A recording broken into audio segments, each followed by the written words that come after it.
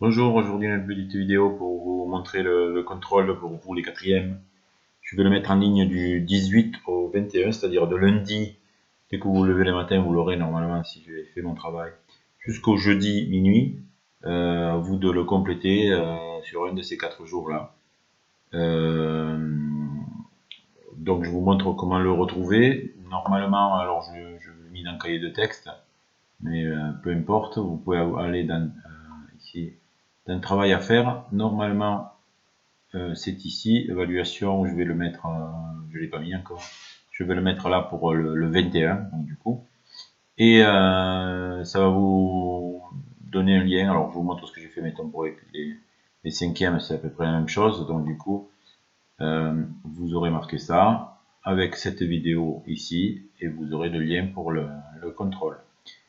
Ça va vous renvoyer vers votre classeur pédagogique, une activité du classeur pédagogique. Alors vous les avez par matière, et donc du coup, vous n'aurez plus qu'à cliquer sur le contrôle, le fichier que j'appelais contrôle, ou l'activité plutôt que j'appelais contrôle quatrième. Contrôle élève quatrième. Alors du coup, le contrôle élève quatrième, c'est un questionnaire. Donc du coup, moi je le retrouve ici. Je l'ai préparé là. Je vous montre ce que ça fait. Alors, je vous conseille de le mettre en grand, mais bon, on peut aussi le voir comme ça. Une fois validé la dernière question, vous ne pourrez plus modifier vos réponses, prenez le temps de réfléchir. Vous pouvez vous aider des cahiers, évidemment. J'ai déjà fait un contrôle avec les troisièmes et les cinquièmes, et apparemment, des fois, lorsqu'on valide à la fin, on envoie des fichiers vides ou on n'envoie pas des fichiers du tout. Donc, je vous conseille de prendre des photos, une photo de chaque exercice, comme ça, si jamais vous n'avez pas pu l'envoyer correctement ou il y a eu un problème, ben vous aurez les photos soit pour recommencer, soit pour me les envoyer. Allez, c'est parti. Vous avez un circuit suivant, vous avez le circuit suivant. Ok.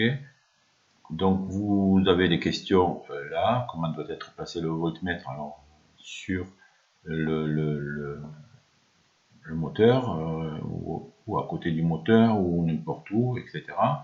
À vous de voir, série, dérivation, à vous d'utiliser les mots. Quelles sont les bornes du voltmètre qu'il faut utiliser? Vous avez évidemment votre cahier pour vous aider.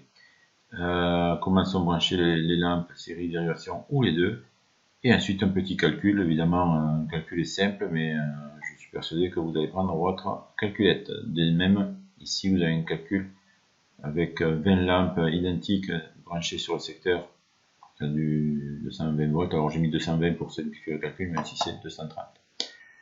Allez, exercice 2. Les calibres du voltmètre. Donc du coup c'est très simple. En gros, c'est en pratique quels sont les calibres. Les calibres, ça veut dire la, les, je vais y arriver. Le curseur, sur quoi vous devez le mettre. Je suis arrivé. C'est bizarre ici. J'étais étonné parce que du coup ici il y a des carrés, là il y a des ronds. Ça m'a troublé. Et donc comme je disais, en gros, où faut-il mettre le curseur du voltmètre pour avoir la bonne mesure. Alors si je peux faire alors voilà, j'ai fait une petite pause pour vous montrer les calibres, c'est ce qu'il y a ici. Voilà. Et donc le curseur, vers où on le met sur, on vous dit, hop, je reprends le contrôle, il est là. Il y a les calibres 200 volts, 20 volts, 2 volts et 200 millivolts. À vous de voir où on se place dans le cas présent, dans le cas où on veut mesurer la tension d'une batterie de 12 volts. Je continue. Je suis bien en train d'enregistrer, oui. Retrouver les tensions, ben là c'est les calculs. Vous voyez que vous avez deux types de circuits. Ben évidemment, vous utilisez le carré que je vous avais montré en cours pour retenir les lois de l'électricité. Donc à vous de retrouver ce qui manque, les valeurs qui manquent, UA, UB, UC et UD. Donc vous devez faire ici, écrire le calcul, je sais pas moi, UB est égal à UB, vous est égal à etc. etc. Donc si vous voulez le faire correctement, vous mettez en majuscule. Et s'il y a un calcul à faire, c'est mieux de l'écrire. Ensuite, l'ampèremètre, il y a 3 circuits. Dans chaque circuit, j'ai commis une erreur. Donc à vous de retrouver l'erreur. Alors ça peut être, ben ici j'ai mal branché la pile. Évidemment, si je vous dis ça, c'est parce que c'est pas ça.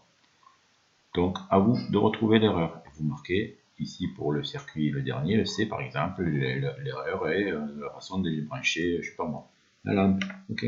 Ou alors parce que la lampe est branchée sur le, je sais pas, sur le noir, sur le rouge, à vous de voir. Je peux pas trop en dire. Exercice 5, les bons circuits, ben là il y a 6 circuits. On veut mesurer l'intensité qui traverse le moteur et la tension aux bornes du moteur. Donc on se focalise sur le moteur. Quels sont les bons circuits, ceux qui sont corrects et ceux qui sont faux. Donc, par exemple, pour le A, vous regardez, est-ce que les branchements sont bons, ils sont pas bons. S'ils sont bons, corrects. S'ils sont pas bons, corrects, etc. Suivant, un circuit simple, vous avez un circuit avec deux lampes.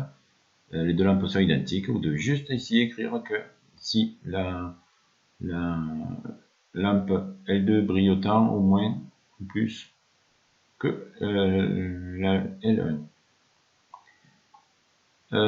Exercice 7, il était très court, c'est pour ça que j'en ai mis autant d'exercices, il y en a 8. Ici, c'est pareil, vous avez deux courants qui traversent ici ces deux lampes, vous devez trouver la valeur de I. Je vais corriger, ici c'est pas la valeur de I1, c'est la valeur de I. Donc, je dois corriger ça.